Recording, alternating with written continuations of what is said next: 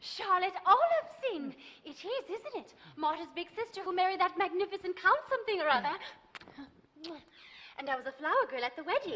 Yes, unhappily without a time bomb in your lily-of-the-valley bouquet. Oh, Charlotte, you always did say the most amusing things. Oh, I still do. I frequently laugh myself to sleep, contemplating my own future. Petra, ice, lemonade, cookies. Well, dear, how are you, and how is your marriage working out? I'm in bliss. I have all the dresses in the world, and a maid to take care of me, and this charming house and a husband who spoils me shamelessly. Ah, that list, I trust, is in diminishing order of priority. Oh, Charlotte, how dreadful you are. Of course it isn't. And how's dear Marta? Ecstatic. Dear Marta has renounced men and is teaching gymnastics at a school for retarded girls in Bettelheim. Which brings me, or rather should bring me, as my time is strictly limited, to the subject of men. How would you rate your husband as a man?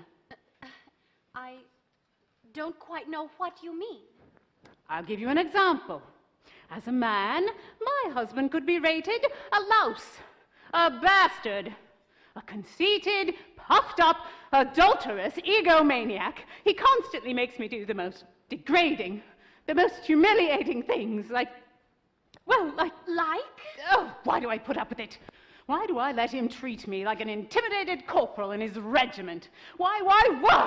I'll tell you why. I hate him. I despise him. I love him. Damn that woman! May she rot forever in some infernal dressing room with lipstick of fire and scalding mascara.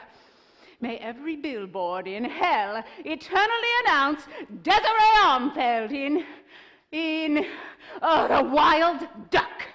Desiree Armfeld? But what has she done to you? What has she not done? Enslaved my husband. Enslaved yours. Frederick? He was there last night in her bedroom, in a nightshirt. My husband told me to come here and tell you, and I'm actually telling you. God, what a monster I have become. Charlotte, is that really the truth? Frederick was there? In a nightshirt? In my husband's nightshirt. Oh, I knew it. Yes. I was sure he'd met her before. And when she smiled at us in the theater. Oh, poor Anne. Lemonade, ma'am.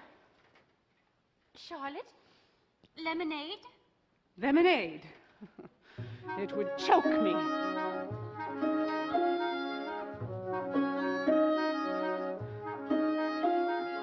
Every day a little death. In the parlor, in the bed.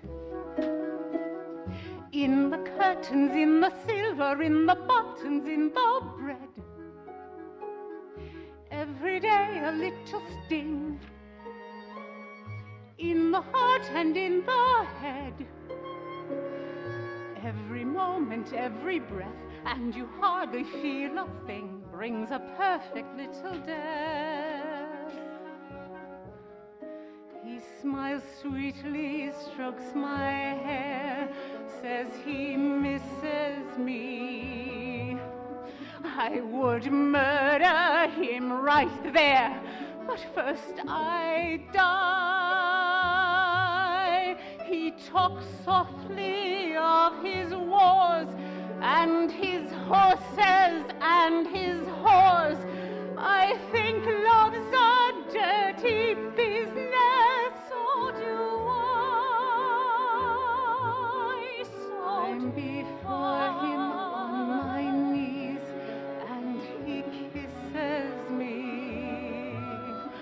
He assumes I'll lose my reason, and I do. Men are stupid, men are vain. Love's disgusting, love's insane. A humiliating business. Oh, how true.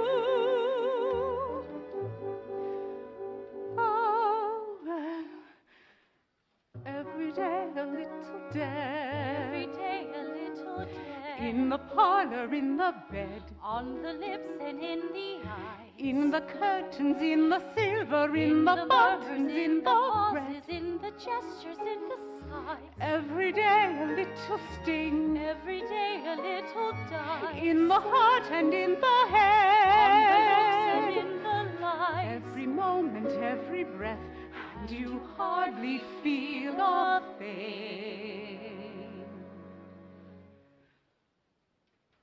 Brings a perfect little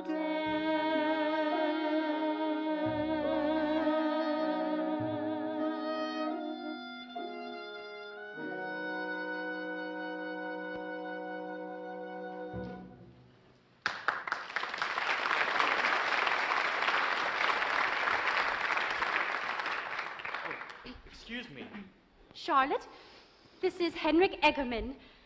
I am happy to make your acquaintance, madam. Happy? Who could ever be happy to meet me? Anne, what is it?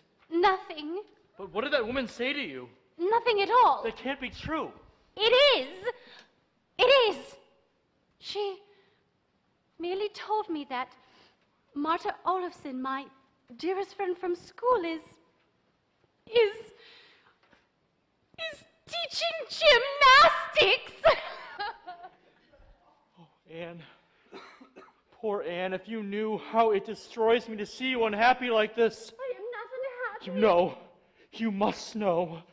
Ever since you married Father, you have been more precious to me than... Martin Luther? Can you laugh at me even now? Oh, dear, I'm sorry. Perhaps, after all, I'm a totally frivolous woman with ice for a heart. Am I, Henrik? Am I? 7 of hearts on the 8 of spades. Quick, get your book and denounce the wickedness of the world for me for at least half an hour.